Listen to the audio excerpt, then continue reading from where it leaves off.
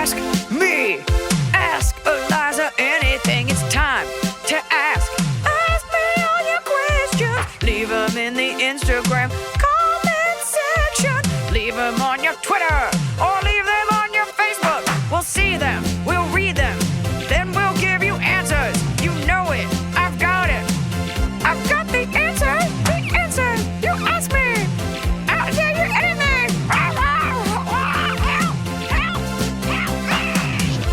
Okay, so for anybody listening to this a week from now, 2 weeks from now, we're doing an Ask Iliza Anything live on Insta. It's the battle of the social media. Who's better, TikTok Gen Z or millennials and our parents on Insta? Also some young people. But folks, I got Emily here and we're recording it. It's time for another episode of Ask Iliza Anything live and nude because I can only see Emily's face, so who knows what she's wearing. I know this is very close up. And I look very sweaty because I was very panicked about my tech. Oh, really? I was sweaty because I was working out. So I'm just we live very different lives. shaming another woman.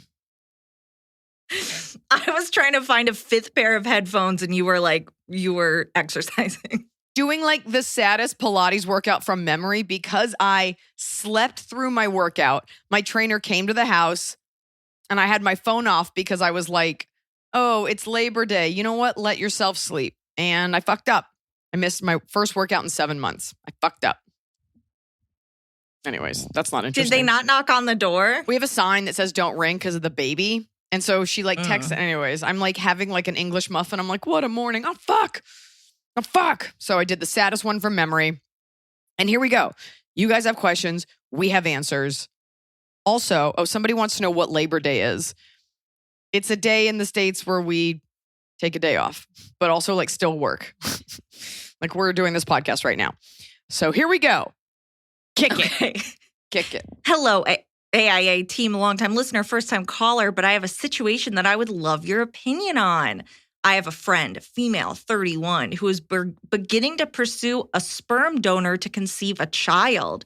She married young right after high school and went through a divorce a couple years ago. It was a good thing. He was trash. She has been, quote, exploring her sexual freedom ever since the separation and has made many unsafe or immature encounters with men and continues to do so, meeting with strangers in sketchy places, putting herself at risk, talking to men about kinky things before even meeting them, and in my opinion, going overboard on the casual sex because she then ends up with her feelings hurt. Overall, just approaching the dating in a very unhealthy way. While she is making these extremely immature decisions in her dating and sex life, she also is wanting to have a child on her own. She will flip-flop from I'm independent and want to have a child of my own to I need a man with a truck and a job so I can be a stay-at-home mom to how could I ever afford to buy a home or anything relatively expensive like a new couch. She does not have a career with a flexible schedule. She lives in a different state from family, but has said she would move home so they can help out. She made comments about taking maternity leave from work and staying with them, going back to work, moving back to her hometown. She has always wanted to be a mother, and her and her ex-husband struggled with infertility while they are trying. To me, she is only thinking of how cute, rewarding, fun, amazing having a child is and glossing over the rest. What happens when the baby is sick? What happens when your parents pass away? How can I be a supportive friend to her when I think she is delirious, irresponsible, selfish, not considering the life of the child? Somebody in the comments just said, is it rude if I ask for her number? Your friend is going through something and should not involve a child. Normally, I'm like, explore your options, see what's what. You're going through your own personal sexual revolution. She's trying to figure out where she fits and how she feels about sex. But because society tells women... And also, I'm sorry, and actually that's not society, because she's 30 or 31 and she had trouble before. By the way, it could have been the guy. I don't know what her diagnosis is. She's super immature. She's all over the place. It's not that people like that can't have kids or shouldn't. It's not about that as much as like she needs to figure out what she wants. And she's trying to do it all at once because she felt so denied before. And you have to tell her that. And you have to be like, why don't we go to a doctor and see your options first? But she should also talk to some single moms just to hear how, because nobody, actually, I was going to say to hear how hard it is, but nobody believes it. Everyone's like, that's just them. I'll be fine. And have that conversation with her directly as somebody saying, yeah, straight up say, because being a good friend is saying like, dude, you are all over the place. You need to get right with yourself first and live a little before you bring a child into this because people are not going to help you. No, I think you need to not focus on the part where you think she's having risky sex and focus on the part where can she afford a child? Like none of that. Don't bring that up when you talk to her. That has no bearing on this. Yeah, you can have risky sex. You can do whatever. And eventually you'll realize, oh, that's maybe not the path to a committed relationship. But this is about her exploring her sexuality because she felt so denied before. You literally cannot drink a glass of water around a child unless you want it everywhere. Like, it is almost impossible to function with one hand and have a job and like teach your kid what the word hot means without coffee going all over their playpen, even though you're trying to have a nice morning. Genevieve 314 says maybe look into freezing your eggs instead of a sperm donor. I think that was Genevieve. Genevieve. I think she's trying to do everything all at once, which is what girls do. And it's just like a buckshot versus like a precise approach. So that's what you got to do. But don't sex shame her. Always want her to be safe. But it sounds like she's not allowing herself to be treated right either. She needs to see a therapist. Like maybe at BetterHelp. What? You're longer. I know, they're our friends. Okay. Hello. So I am doing a dumb thing and listening to your newest episodes first and going back until I catch up. You are currently talking about building the pergola in your backyard. Is that how all Americans pronounce it? I am from Australia. Saw your show in Melbourne. Melbourne? Oh, wow. Melbourne. Where you were Melbourne. Melbourne? Where you were raging on our bin chickens and the fact we call them that and we pronounce it pergola. Loved your show. Traveled 4,000 kilometers from Denmark and West Australia to see it. Had a wonderful time. Congrats on all the life events. I love listening to you and Emily. Emily, I hope you still have your robo-vacuum and he's still messing your floors up. I didn't, only you would have a vendetta against something that cleans, that only lives to clean. We're in a fight, but I kept him. He's tied up. I made him a bed, and sometimes we have snacks together. And by snacks, I mean he cleans. First of all, I don't know if that's how we say it. I only know it from my mother-in-law saying pergola. You're saying pergola? You're probably right. Who fucking knows? I guess they're both right? Like it's Melbourne here because we say the R, Melbourne there. Pergola. Yeah. Garage. I just thought this question was a good indication to anyone just joining this Instagram Live who has never listened to an episode. The deep lore within, word pronunciations, a mean robot vacuum. There's a lot of backstory to this show that you have to go get involved with. You have to go to the prequel episode of this to figure it out. Pergola. Well, first of all, no, it'll be like 3 episodes ago. Can we agree it's a dumb sounding word in general, and it's a weird word to get into an argument over? I'm trying to figure out how we're going to do the pergola for your birthday. And it also sounds Yiddish, like pergola. Come in, have a snack, sit with the garbage robot. Pergola. All right. Anyways. Iliza, I have a friendship question, specifically about dealing with a cranky one on vacation. Context. I'm a teacher at a school in a foreign city. And since COVID, my social circle has primarily been work friends. Since we all have the same school vacations, we've traveled together a lot, and it's become kind of assumed that this will continue.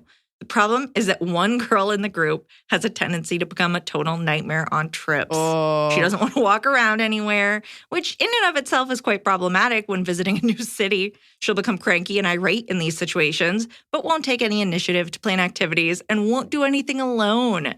This has resulted in a pattern where she goes along with what the rest of us are doing, gets pissed.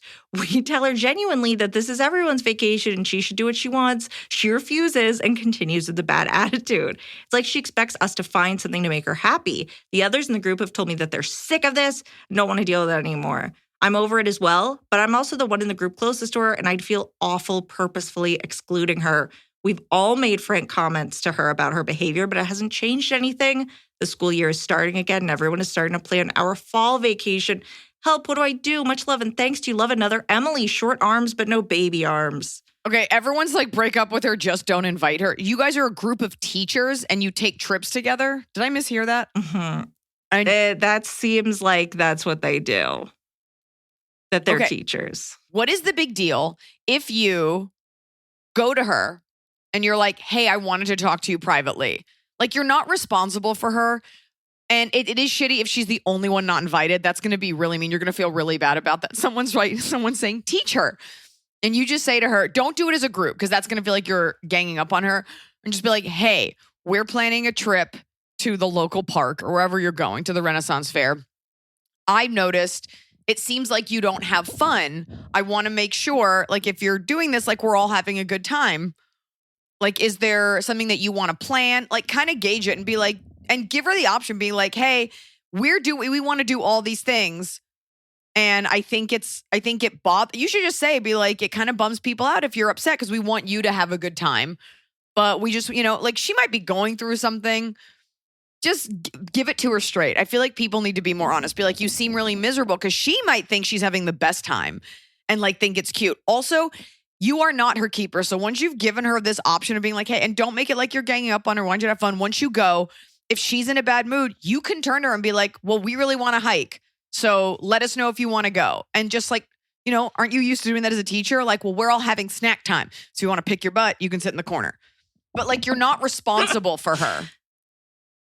And someone says, don't feel bad about excluding her when she doesn't feel bad about making a big old stink. It's true. This always comes back to being just as uncomfortable making someone uncomfortable as they make you uncomfortable. So give her the truth. Be like, we want you to have fun. And then when you get there, be like, okay, well, we're going shark swimming. So if you want to stay here in watercolor, that's fine. We'll see you at dinner. Yeah, I wonder if she's saying that they've all been frank with her, but have you been like, look, you're not coming next time if you keep up the attitude. This is like a probationary period. And if you make a ruckus without actually suggesting anything, you got it, like, because you don't want it to feel like an ultimatum. She's also paying. Also, like, she could have diarrhea and like, it's really hard for her to move around. Like, you don't know what kind of rhea she's working with, but just be like, dude, I just want to say, like, it seems like you don't have fun. So is there something that you want to plan? Like, we're all trying to plan stuff. And if she's like, no, I'm just going to go, then, God, that sucks. Then be like, okay, well, here's the itinerary. See you then. And you can also just feel free to walk away from her. She maybe doesn't want to go. Maybe she feels like you guys need her to go because she's the cool one. Not how I would feel.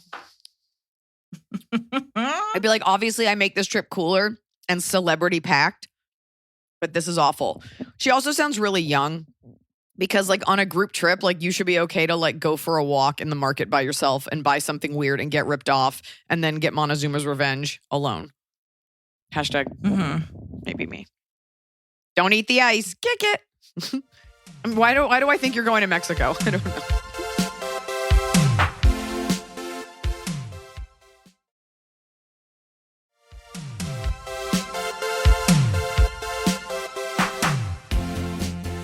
I would love a little bit of advice before my very first stand-up set. I've signed up for a local stand-up comedy competition as a complete newbie, and I'm performing at the end of September. I've been working on some jokes and stories and have wanted to do this for years, and here's my chance. I've written a small set that's just under 5 minutes. That's the max. I normally hate any form of public speaking, but weirdly, I think this will feel different. I'm very aware that I might crash and burn, but I'm willing to take the risk and try it at least once. I also couldn't help but notice I'm one of very, very few women in this competition. That's probably to be expected. Any little bit of advice would be appreciated. Emily, take it away.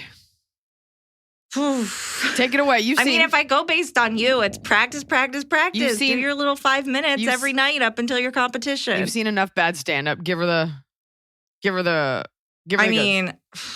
I've seen so much, but I don't like 90% of stand-up now after seeing so much of it. Not yours, other people's, and just being like, oh, everybody says the same things. Nobody's funny. It's all bad. It's all the same, like 5 tropes. Look, I feel like storytelling I like better. I was kidding. Look, it doesn't matter. It's your first time. And you were like, a local stand-up. Yeah, we know you didn't sign up for America's Got Talent. It's your first time. Bring all your friends. The audience is going to be very forgiving. Your friends are going to be there for you. Put no pressure on yourself because you're doing this, whether to dip your toe in stand-up or just like get over the heebie-jeebies of speaking or whatever. Just get up there and always remind yourself you're up there to say what makes you unique. So for your first jokes, like, do you have immigrant parents? Do you have a flipper? Are you from another country? Did something weird happen to you? Like, what makes you different? And then just talk about it. The stakes have never been lower. And the most important thing is that you're having fun. Because if you're not having fun, the audience isn't having fun. That's it. And by the way, people are like, make sure material is funny and relatable. No, you can't make sure of that. It's your first time. How would you make sure of that? And relatability is so subjective. And a lot of times people laugh at stuff that isn't relatable because it's so weird that you grew up in a circus. So be bold. Remember that the comedy gods reward vulnerability And your first time in, what's important is that you have just enough of a serotonin kick that your brain craves it the next day, and it becomes a crippling lifelong addiction. Kick it! Yeah. My good friend had her first baby last year, and the baby's first birthday is coming up. No! We had a very brief discussion about the upcoming birthday in the middle of July, to the point that I knew she was going to have a party, probably. We did not discuss it again. A few days ago, she told me the date of the party would be the 15th of October. I let her know I would be unable to make it because I'm attending your show the day before, Friday the 14th in Las Vegas. Also, you don't want to go. You don't want to go. That sounds awful. Okay. She is very hurt by this, and she thought that we would keep the baby's birthday in mind. I did not forget the birthday, and I've already bought the present. I bought my tickets in March. I'm a dedicated pod listener. I've wanted to come see you for years. Yes. She pointed out that our other friends were unavailable the weekend before, so she picked this particular weekend. I was never asked if I had any plans or was available, but she says she wishes I would have told her during our previous discussion in July because she really wants me to be there. I could have brought it up then, but I thought we'd have a deeper discussion about the birthday before the date was chosen, since I threw her baby shower and assumed I'd be involved in this as well. I'm upset that my time was not taken into consideration. No. I'm being made to feel guilty because I already have plans. No. As added context, I am single and childless, Yeah. so I know it was assumed that I was free. I could possibly make it back to the party in time the day after the show, but I'd be rushing home, and I'm not sure what time the party starts. What would you do in this situation? P.S. The Nectarine sketch is one of my top 5 favorite sketches of all time. It's a great sketch. Thank you so much. Also, if you're single and childless, I would assume you're not free. I would be like, oh, you're having sex in a fun house somewhere, drinking espresso teenies. I would definitely assume you're not free. This is a classic case of miscommunication, you living your life, her living hers, and thinking, not in a malicious way, that like her choices and her baby matter the most, okay?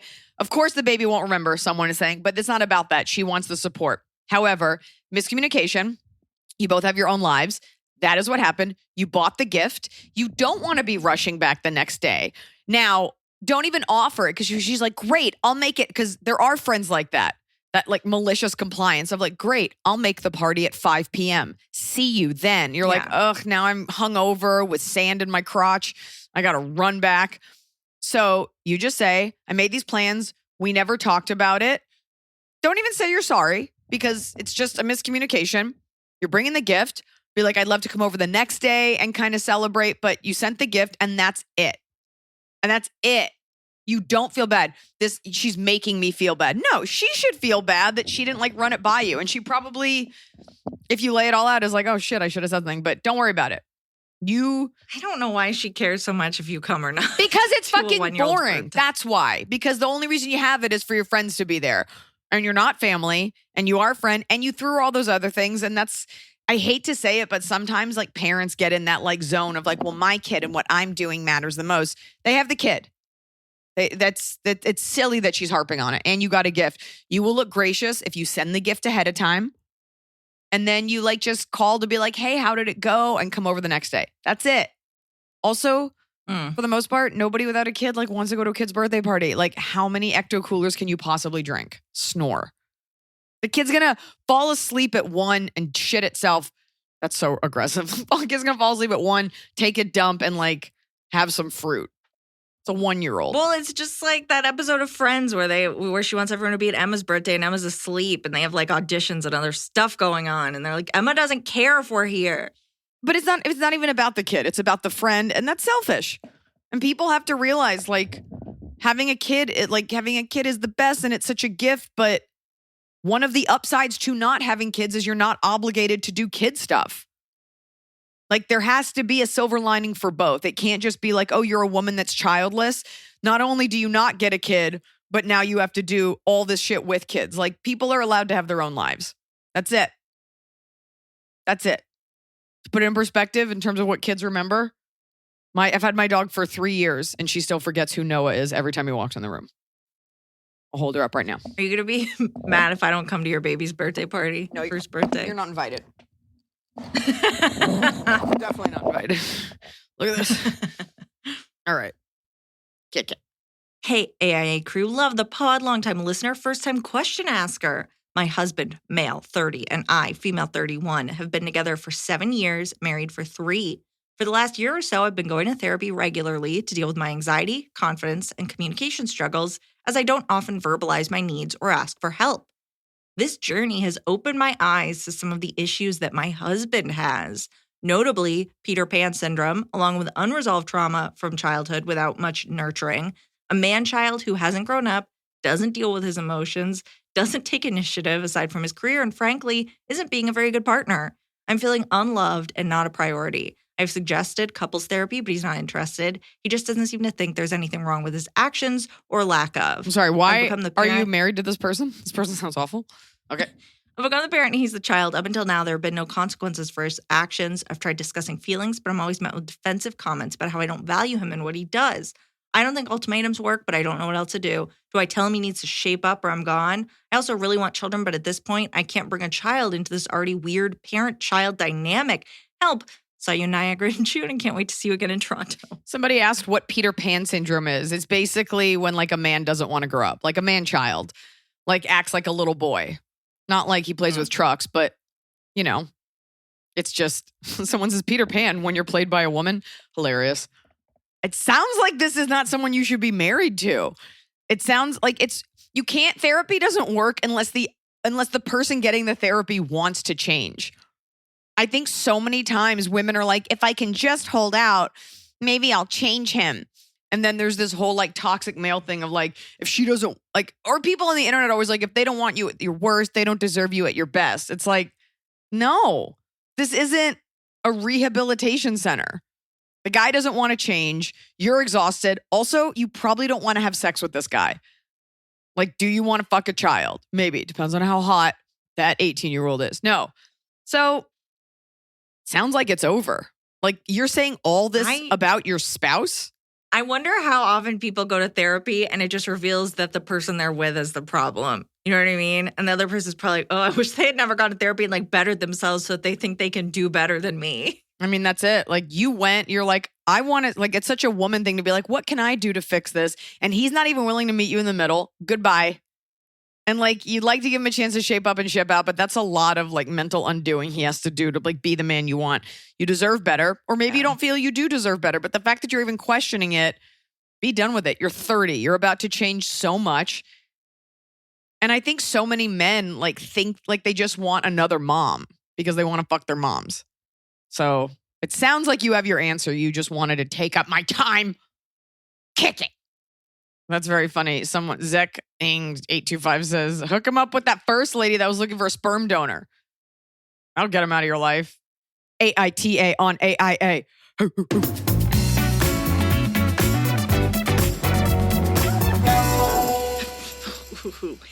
AITA for telling a lady her, quote, baby is a waste of space. I know the title sounds bad, but hear me out.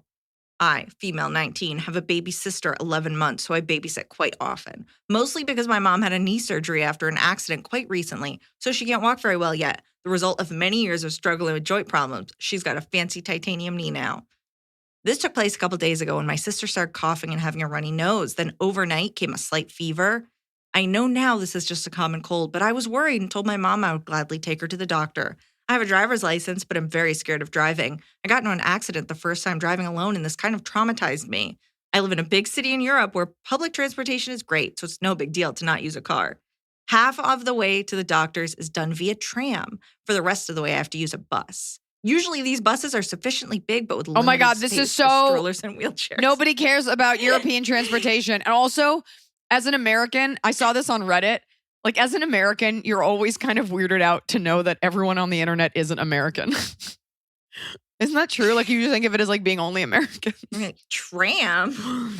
Okay. That day, the bus was unusually cramped, full of people standing as well as a woman in a wheelchair, 2 old ladies with walkers, and 2 strollers.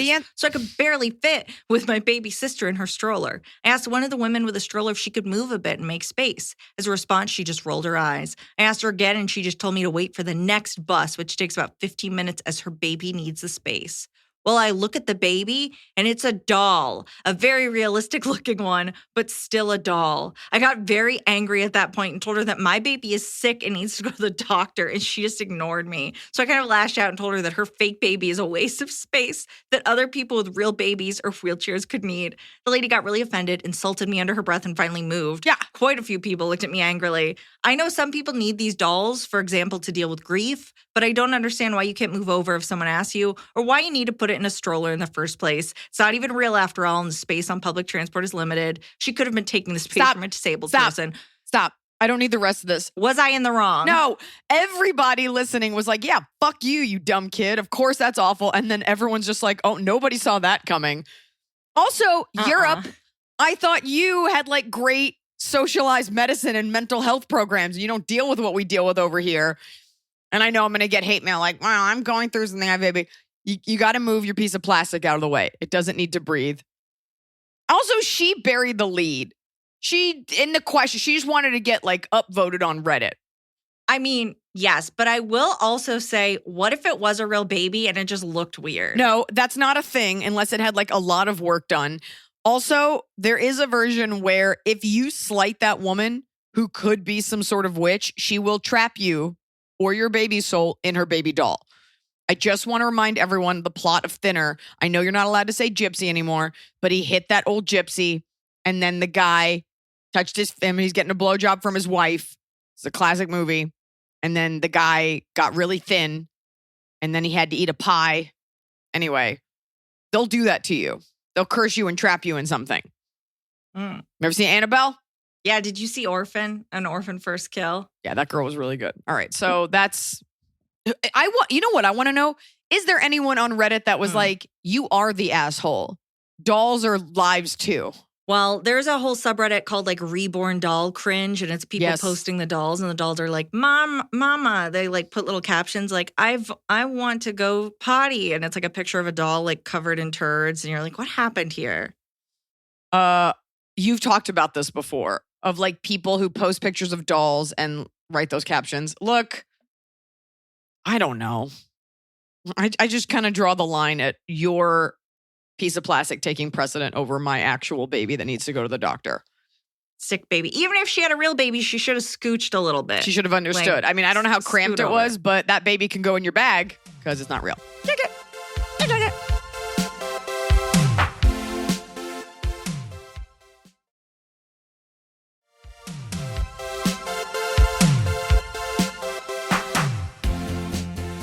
Okay, I'm asking another AITA because this one's a serious one.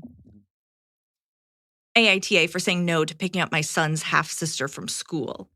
I am a single mom of 2 boys, age 11 and 10. Their father and I divorced 5 years ago after I learned he was cheating on me. He got her pregnant either right before he told me, and that was why he confessed, or right after. But our divorce was not an easy one. Okay. He wanted to stay friends, and I could not look at him after what he did. He and I were together for over 13 years. He was also a friend before he was my boyfriend/husband, and to have him betray me like that and treat me as he had was awful.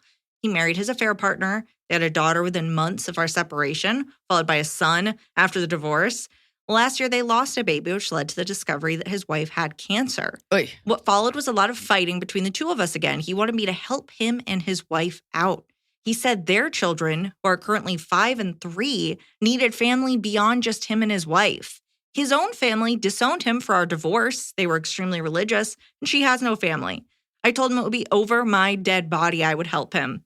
He argued that it was for the children, and if not for his kids with her, then for our boys who could see their family heal and be one. I told him he stopped any chance of that happening when he cheated on me.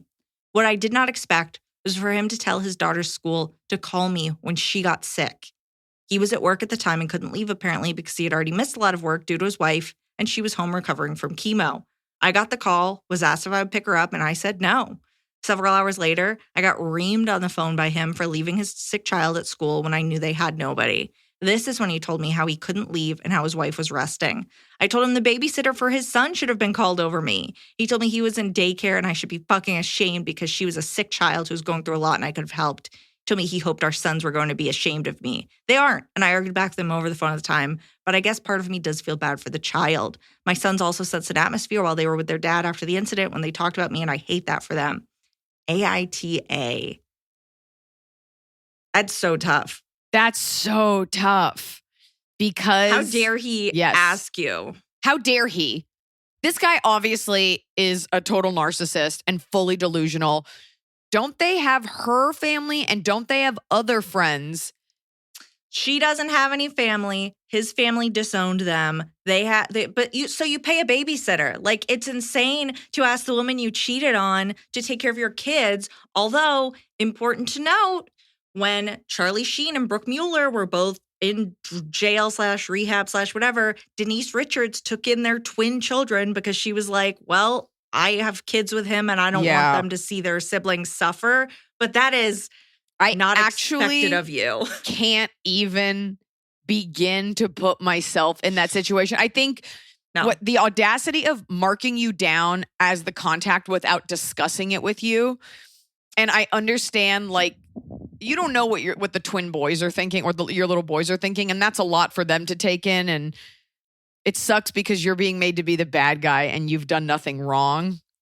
I can't even begin. I'd have to imagine a world where Noah cheats on me. There's part of it, like, as a mother where you're like, okay, this poor little girl has no one. Her mom is sick. But, like, the mom should be, even if the mom called to be like, I know you hate me. But to do it blindsided, that means he expects it from you. And this is. Yes. Yeah. I think that's the issue, is that he just expected it from you. Like, you're like one of his wives. Oh. It's very gross. It could have, look, again, if they had both come to her and been like, we don't have anyone else. Our kids go to the same school or something. Is there any way you could pick her up? Because the kids, like, maybe that would be a different conversation. The kids are related, but I will say this. Where is the religion where, because this feels very like the right-wing version of LDS. Like, where's the religion where the wife has multiple partners and dudes are just fighting over her? Like, where's the wife that cheated and had all these kids? She's like, can you just do me this favor? Where's the one where the woman is the center of the universe and like all these dudes are just like, I just want to be around her? That's what I want to start after, if Noah dies. But I'm not going to have sex with him. Then you got to find two. I just love him so much. So if something horrible would happen and I'd be like, you know what? You can all worship at my feet. Why is that not a religion anywhere? I'm sure it is in like some remote village somewhere. How come? Yeah, we've structured it because there are matriarchal societies. No, not like that though. Across culture, but not in that regard. No, it is. I get probably women are like, I don't want multiple husbands. There's that, and like I don't want to have like multiple kids because it takes a year out of my life every time. But like I want to see that relationship where it's a girl and she's got 3 dudes, and the dudes aren't having sex with each other, and they're just like, we just love being with Tara. We just love her. I always felt Blanche was so special that men would leave their wives for her. A dog. A red dog. I think a red panda of a dog. This question comes down to the other one is like, your decision to have kids is yours and you should not expect anyone else to compromise their life. Oh, Carol Free Healy is in the chat. She says, I was faced with my son's sister and decided for my son who loves his sister to be the bigger person. Yeah, well, Carol, who is, I guess, basically my grandmother. She is my husband's stepmom's mother. So, and our biggest comment supporter, the nicest commenter on the internet. Carol's the best. Carol, yeah, you decide to be the bigger person. I hear that because you have to remember, like, the kid didn't do anything wrong.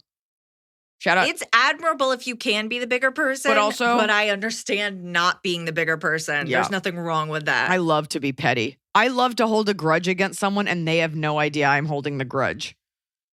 I mean, to say something really horrible from myself, I would be so mad that woman had cancer because then that makes me look bad. If they were like healthy, I could just hate them. You know what I mean? But they're going through all this stuff. So then you kind of have to be nice to them. Like you feel bad. And that would make me really angry. That's, I'm petty. I realized that this morning. We're having some people over and a friend was like, can I bring these 2 people? And I was like, no, they haven't called me in 2 years. Meanwhile, they're probably like, oh, I wonder how Eliza's doing. I'm like, no, we had you for dinner and you never called me. And you didn't even call. I called you about what? Never even texted when I had a baby. So we are not friends. Oh. Yeah. Where's my gift? Where's my cookie bouquet? Janet and Stan, kick it. A cookie bouquet. Okay, we're going to do one more just because it's so weird, okay? And I think it's fake. No, but I don't want your like take on doing it anyway. am I the asshole because these people don't even hear the advice. I know, but the people talking to us aren't the people that listen to the show anyway. The people on this Instagram are like, They're going stragglers. nuts. People, okay, fine, go. They're going nuts, Fine. I know. So let me get, one It more. better be as good as that doll one. AITA for not wanting my parents to adopt my ex-fiance. Oh my God. My female 24, ex-fiance, male 24, and I were together for 7 years. He proposed last fall, and we mutually decided to break up in May. He has always gotten along incredibly well with my parents, especially my father. They treated him like he was one of their children, and they have always told him he's part of the family. For example, he started coming on family vacations with us when we were 17. It was a very tough decision to end our relationship, but we both agreed it was for the best. He moved out while I finished up our lease term. His plans fell through last minute. He moved in with my parents for a little while before finding a new place. Obviously, I felt a little weird about him moving into my childhood bedroom and being at my parents' house a fair amount. It led to lots of awkward interactions, but we got past it. He moved out at the start of August, and I thought that was that. Last night, my parents invited me over for dinner. They sat me down and explained that since the wedding was off and my ex-fiance wasn't going to be a part of the family by marriage, they wanted to adopt him. But he's 28. They asked, He doesn't 24. He doesn't need anything. They asked him last week and he agreed as long as I'm okay with it. I'm definitely not. I told them that I'm not really comfortable with that. And they started telling me that I'm keeping them away from their son, WTF, that I need to tell them that I'm okay with it so that we can all be a real family. Hold on. I'm Oh, worried I'm God. being an asshole because they've cared so much for my ex over the years. I'm also worried I'm being selfish by worrying about how to explain this to future partners. Yes. AITA. Yes. No, hold on. Emily, you owe everyone an apology because everyone in the For comments, because you called them stragglers and I meant it like, no. okay, How about- your Instagram audience is different than a podcast listening audience. I love your Instagram audience. I was No. involved in Don't Panic Pantry, but You- it's not a perfect crossed Venn diagram of podcast listeners and Instagram followers. I'm not so this even- is like an ad for the podcast. Like, come over to the podcast. I'm not even exaggerating when I say that you are what's wrong with the internet and you need to be canceled and you need to for saying people I didn't say riffraff. I think you are you're toxic. There you go. I love all these people. No. They're the only people who care about my cat photos. No one in my family likes them. Speaking of families, the second when you started reading that was my first thought of like your next boyfriend. You're like, so my brother is my ex-fiance and he lives in my ex room. This kid is not a kid. He's 24. What does adopting even mean? Like he legally is allowed to come to Thanksgiving, Christmas, whatever. Does he not have parents? I don't know what that is. Are they not like, hey, He may not. please don't be adopted by another family. We're your parents. You guys have had sex. This is super weird. It sounds like your parents always wanted a boy and you're really falling short. No, it's weird. He can come over for dinner once in a while, but there's no reason to legally. And then when they die, you have to split that money and that land with this kid. No, something's going on. yeah. Something's going on. He's poisoning them. Something's going on. Adult adoption is like having a fake baby. There's something weird here. It's very, very strange, and I don't like it. And it's like I would say, oh, is it fake? But it's like so weird that it's like it's not like salacious enough to be fake. It's just weird. It's just, it's also like you guys want to stay best friends, great, but like he already has had access to your heart, your vagina, and your family's mind. He doesn't need his own key, and it's enough. It's enough. Well, and the fact that they were together for like 7 years at such formative years when they were like teens up through 24 and they were able to split up amicably. They both sound very mature. Great. So I don't know where this parent craziness See is you coming at Shabbat from. dinner. Something's going on. He is it does feel like he's going to poison them against you. Something's weird. So he can come to dinner. Is he over there when you're not there? Like, I'm starting a business. It's weird. I'm investing in stocks. And- I need access. Yes, and I bet he's going to make it weird if you try to date someone. Something's getting weird. And you know what? I want to hear him say it. I want you to sit down in your parents' living room and be like, Carl, do you as a grown man want to be adopted by these two lunatics? And have him be like, yes, mumsy dadsy needs it. Baby needs mumsy The dadsy. fact that they asked her and she's like, no. And they're like, please, we want him in our family. That he I can would be come so over insulted. for dessert, but not for the main course. Okay, can we get out of Reddit? Yes. Makes me so uncomfortable. Away from Reddit. Thank you. Back into the listeners who look, everybody in the comments, I'm sorry, you are, every single one of you is a podcast listener as well. And I didn't know that. And I should have expected that you were. Every single one of you Sorry. is a podcast listener. That explains why there's only 200 people in this chat. Okay. All of them are subscribed. Okay, this question is from Wombat King, Wombat_King. Not here. Hi, Liza and Emily. Okay. Been listening to the pod since it started up, and we'll be seeing Iliza in Vancouver. Yes. I feel like I finally have a pod-worthy question, so here goes. Okay. My grandmother, 72, single, twice divorced, has recently met a man on an online card-playing game. They've been talking for 6 months, and she's now in love with him. And in their exchanges, they'll say, I love you, I miss you, baby, etc. Despite her having no clue what he looks like, if he's actually married, or if he even is who he claims to be, he won't FaceTime, send pictures, or talk on the phone. She has given him her phone number, but he hasn't given his. He is an alleged business owner in Connecticut, is a couple years younger, and works 6 days a week. My mother is distraught because she had planned on taking vacation time off to go on a trip with my grandmother, her mother, but now grandma is suggesting they go to Connecticut to meet this man instead. He won't be there. For some background info, my grandma is absolutely the type of person to be suckered into sending money or, God forbid, fly out without telling any of our family. She lives alone in a small town nearby. From her contact, she's definitely not your typical sweet old lady, and she's done her fair share of erratic, manic, problematic Oh my God, I things. thought you said erotic massage play. By the way, somebody in the chat named Chris just said, it's me. Like scammer. What can I even do to intervene here? Okay. Her and I get along well. However, she shuts out anyone who isn't, quote, happy for her. Whenever one of us tries to reason with her, explaining how ridiculous the situation is or how nervous the whole thing makes us, despite the copious amounts of red flags, she's adamant that he is who he says he is. Stop. I'm chronologically on Reddit as much as I suspect Emily to be, and I love the new segment AITA on AIA. Listen to me. Load up grandma's Roku with a movie called Good on Paper, load it up with Dirty John, load it up with Tinder Swindler, and show grandma that this is an epidemic in our country. And if she'd prefer to read these stories, they're also available, or the podcast, Dirty John, and tell her that this is a thing in our zeitgeist, in our culture that people do. And then say, like, what if he's hideous, grandma? Prove to me that he's not. But show her my movie. And when I say my movie, show it to her, I mean play it on repeat so I can get all the streams. But that's what you have to do. You have to show her and be like, we are happy for you, and I'd love to meet him. I'd love to talk to him over the phone.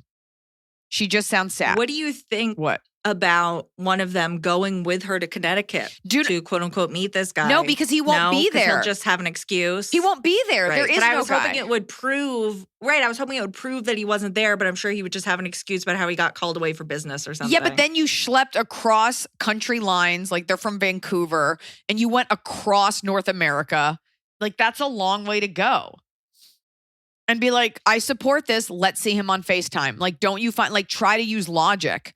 Be like, act like you're into it. Be like, great, can't wait to meet him. Let's call him. Let's FaceTime him. And try to show her that this is a thing that happens, and be like, I want to protect you because I want this guy to be real. So don't you think we should just see his face? Unless grandma see if you can is a real uggo. And she's like, I'll take it where I can get it. Look up, get any info she has on him so you can look him up and see if you can find anything. But it's tough because the people in the comments saying, why can't grandma just have this? I get it. You want grandma to have something. It's like nice for her. But she doesn't. The problem is this ends in theft, and this ends in elder abuse. And that's just the facts. And make sure grandma has not sent him any money. And in fact, don't even make sure. Be like, have you sent him money? Because she'll be like, why are you asking that? And be like, because these things go in these stages. And if she does go, she cannot go alone. But don't let her go. Say if you're going to go with him, please let us know and we will go with you so that she doesn't try to fly the coop on her She's own. 72. Take her phone. I guarantee her password is 12345. Take the phone and be like, send a picture. Send a picture or I'm not coming. And then he'll send a picture of like Giovanni Ribisi. I don't know where that name came from. And then reverse Google image search and be like, see, grandma, he was in this movie.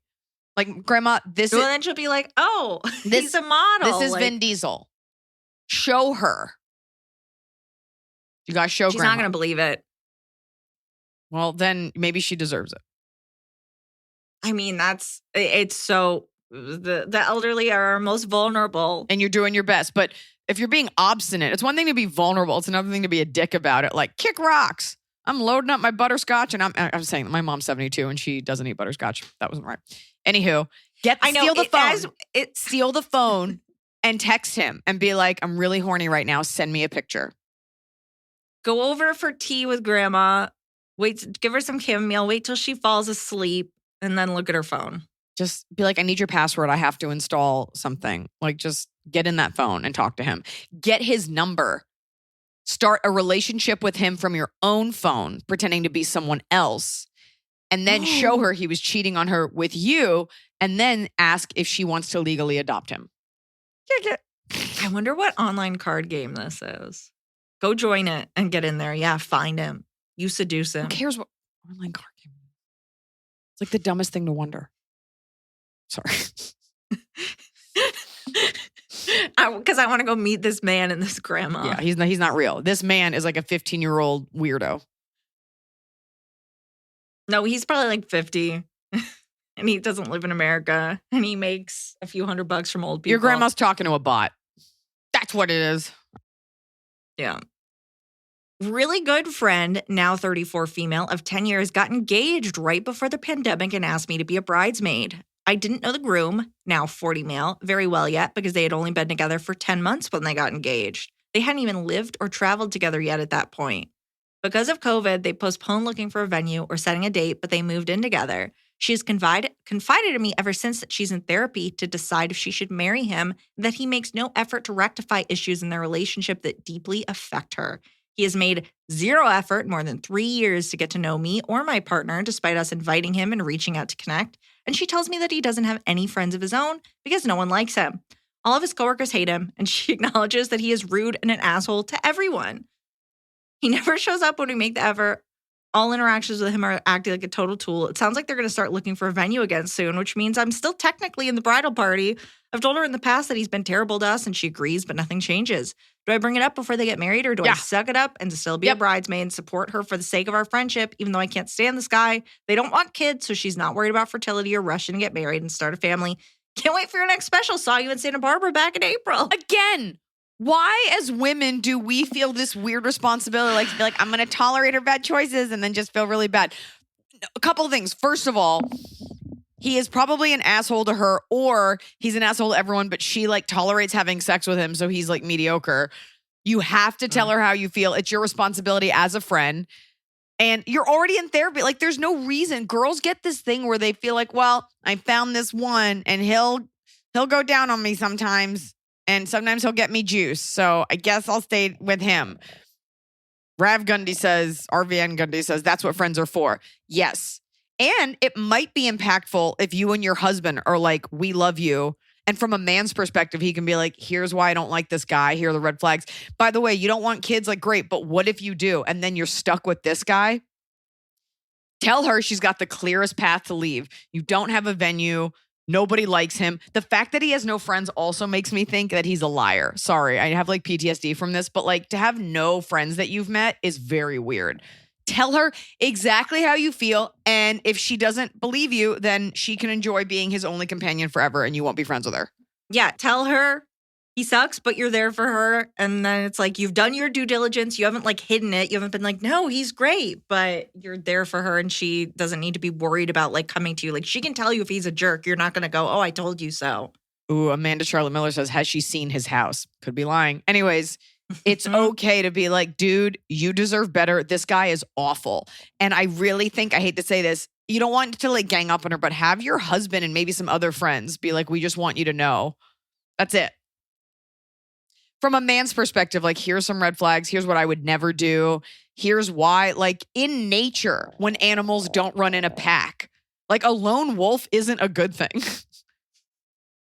He's not genetically supposed to be here. People are rejecting him. I said it. Don't help him. Yeah, no friends is a major red flag. You know who else doesn't have any friends? Vladimir Putin. Donald Trump. They're not friends. They're coworkers. They are coworkers. They're peers. Colleagues. Yeah. Oof. You will lose. What's the worst that could happen is you're like this guy's a tool, you deserve better. And she's like, but I love him. Fuck you. And you're like, great. Now I never have to see this guy again. Right. Yeah. I mean, you have an What's the obligation to your friend. What's the worst that could happen? You tell your friend the truth and you realize it. I think women always have to think about that. Like, what's the worst that could happen? You're heard. Like the girl that's going on the vacation with the annoying girl. Like, what's the worst that could happen? Annoying girl doesn't come and her feelings are hurt and now you're like not friends or she gets better. Like, we're so nervous about confrontation. You can do it in a loving way and be like, I'm only saying this because I love you. Truly. Yeah. We all love you. And she doesn't want to be alone. And I get that. But like, I don't know why people would rather have a lifetime of hurt. Think of all the like hot dudes you could be DMing that live in Connecticut. Was it Whoopi Goldberg who said something like, I don't want someone living in my house? It was something like that where I was like, I get that. Like, I don't want someone else living in my house. No, that's weird. I mean, it is normal to want to be with someone. It is also normal to not want to be with someone who's a bigger headache than living alone. So, Abigail says, is this the Wednesday pod or an addition? This will be a Wednesday pod. We're trying doing it live. Okay. We're testing something. Look, it's not bonus we'll take content. Although it's not bonus. We cut things when it goes out, so there's extra, and you get to see the faces. Okay, next question. Hi, Liza and Emily. I would love to get your advice on supporting family members struggling with infertility. My brother and his wife have been trying to have a baby for 5 years. My sister-in-law has had a lot of reproductive issues and surgeries. Their only option for a biological child at this point is IVF. Given the cost physically and financially, my sister-in-law is only interested in doing 2 rounds. My brother has always wanted to be a dad, and he would be an amazing one. He's having a really hard time accepting that might not happen. He adores his wife and dog and generally has a happy life, but without this, I can tell he's struggling. It's made it a little worse that our father remarried and had another baby pretty easily. So now he's watching our father have all the experiences my brother is wishing for. Is there anything I can do to support them during this? There's this pressure that they only have 2 shots and then they are done. I hate seeing my brother so stressed. No. It's unfortunately, there's nothing you can do other than support them during it. But well, what do you think that you should be doing? You know? I think she wants to be there for their brother. I mean, it's not helping that your like 60-year-old dad has a brand new baby. That's weird. But that has nothing to do with it. People all around them are going to be having babies. It's going to be hard watching their friends have babies. So you know, like maybe I'm just making this up. I didn't go through IVF, so I don't really know about the toll it takes, but maybe somebody says be a surrogate. Nope, that is not on the table unless it is. Maybe the day she gets the IVF, like you bring food over. You know, all you can do is be supportive, but there's nothing, you can't be in the bedroom and you're being kind and that's it. There's nothing, it's a very female thing to be like, I wish there was more I could do. Like, there's nothing more you can do other than be kind and patient and let them involve you where they need to. But it is between them. And he has to change his attitude as much as like, obviously it's hard. I've never had to go through it. I'm not going to have to go through it. But he's thinking of this as we only have 2 chances. Oh my God. And it's not going to work. And then we can't afford another. Like you have to think about like, this is your shot. Like you get a chance and you get a second chance and that's your shot. And you can figure out if you need to get more money after that. But these and it's need not to be on you opportunities. To put those things. And also like the stress isn't going to help, but like it's not on you to like lay out opportunities. Like they can do the research if they want to adopt or foster or have a surrogate. Like it's as the sister, it's like a little inappropriate to say any of that. She knows what her options are. Yeah. So that's it. That's all you can do. Be the best friend you can be. Food, flowers, sensual massage that you could administer to both of them. But it's not on you to do more than you're already doing. You know? I get it though. You want to help. And don't make any, not that you would, but like be mindful of comments. I remember when we were trying to have Sierra, I had a friend who had a baby. She's like, hurry up and get pregnant. And I hated hearing that. You're like, okay, I'll fuck quicker. Yeah, right. Like, oh, I was just waiting for your say so. Yeah. So just sounds like you're doing all the right things. It's so personal. Some people want to talk about it, some people don't. So that's it. Oh, my mom says by saying you can't afford more than 2 is already throwing in the towel that 2 won't work. That's not true. Wait and see. Yeah. You just stay positive for them. Mm-hmm. There's no downside of being positive because no one's going to be like, you said this would work. You were being positive and I really believed you. Where's your crystal ball? Yeah. That's it. You sounds like a nice person. Yeah, Okay, we have time for you're one there more. for your brother, but also it's like, I guess, don't talk about your dad because that would be a real sore spot for me if dad's raising a baby.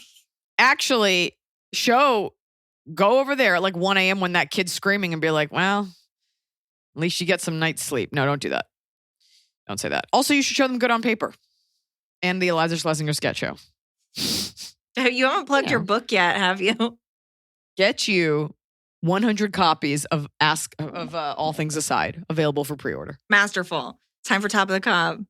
Tippy kid! Ow, hit my ear. Oh. It's the top of the cob. We're doing it right every day. You just take a bite, top of the cob. My bottom of the cob, I have to say this, 1/3 of Pakistan is covered in water now. What? 1/3 of it is a lake because of global warming and the floods there. And it is like not being talked about. And we shockingly, only like 1,000 people have died. But if you Google a satellite image of Pakistan, it looks like a different country.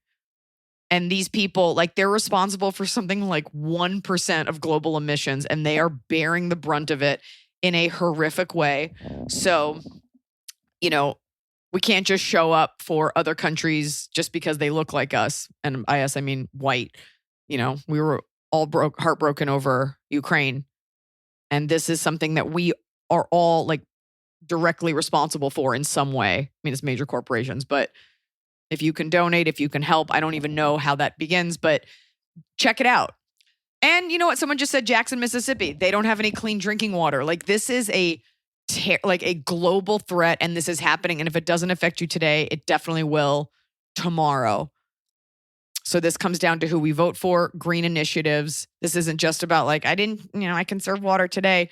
It actually might be too late to stop. So I feel so helpless, and I think about this all the time, but like, it was 107 degrees almost every day this week in Los Angeles.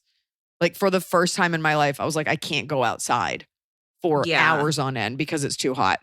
Well, and you know, now I was reading about the billionaires that are basically building like bunkers and ready to go to space. And like, they're like, we destroyed it and we're out of here. And the rest of us don't have that option. My original bottom of the cob was going to be that the beeping that your fire alarm gives off only in the middle of the night, and the battery cord is so tight and it's so hard. But has anyone ever had a fire alarm go off in the daytime? I don't think they have. Also, why are the wires? It's like an inch. You have to like get in there with like doll tools. There's got to be someone. There's got to be someone reinventing this. Every industry's gotten an overhaul. Yeah, and also, you know what? If I want there to be a fire in my house, there should be. I don't need you beeping at me. Fix that alarm later. I can't reach some of the ones here. I remember at one of the places you lived, you had one above a set of stairs that was completely unreachable. And then basically, what do you do? Living in an MC Escher house. Okay, what's your bottom of the cob? My bottom is more selfish. There's a woodpecker that will not leave me alone. And every day he comes outside the window where I work and he slams his face into the wood right outside that window. And I'm like, hey, and at first he would get scared when I come toward him, and now he doesn't. He like Tianfu will like look at me and then do it some more. And I was like, get out of here. And now he thinks we're friends, but I'm just like, does he know something I don't? Are there termites? Now I gotta every fun little thing that's fine when you're renting is now like, oh, this is my problem. We just dealt with termites, like an infestation in our room. Horrific. Definitely. You're supposed to get sprayed like once a year. And as far as that woodpecker goes, enjoy animals while we still have them. Okay, top of the cob. My top of the cob, I wrote before I decided to do the Pakistan one. So it sounds a little tone deaf, but I will say this. And there's a specific smell in Texas because of the humidity, but the smell of after it's rained, like hot rain on hot cement in the summer. It doesn't have, first of all, there's no rain in LA, but like it's not the same here as it is in Texas, but that's like a very nostalgic smell for me. Just that summer rain smell, suburban summer rain. What's yours? I love when I get something framed and then I get to hang it and then it's like up, you get like it takes so long to get something framed because you're just like, oh, I gotta buy a very frame adult. for it. I gotta take it. And then you're like, what do I want it to look like? Then you'd be like, I gotta hang it straight. I gotta use a level. I gotta put I it thought with this was another your thing even. top This of the is like cob. but I love when you get it up there and you're like, yeah, now it looks good. Like that, like having art on the wall is such a big piece of like adult customization rather than just thumbtacking a poster up there. You're absolutely right. And that's another industry that needs to be overhauled is the scam that is custom framing because it is expensivo. It's so Folks, expensive. It's so expensive. And it is a nightmare to do. And then you're like, and I got this white frame. I needed a black frame. Anyways, that's our live Ask Iliza Anything. I hope it cuts together well. I hope it's fun to listen to and not a nightmare. And please remember to pre-order All Things Aside. My new book comes out this October. And I really like doing this live. I think we're going to do this more. And I hope your Wednesday was not filled with plastic babies on buses.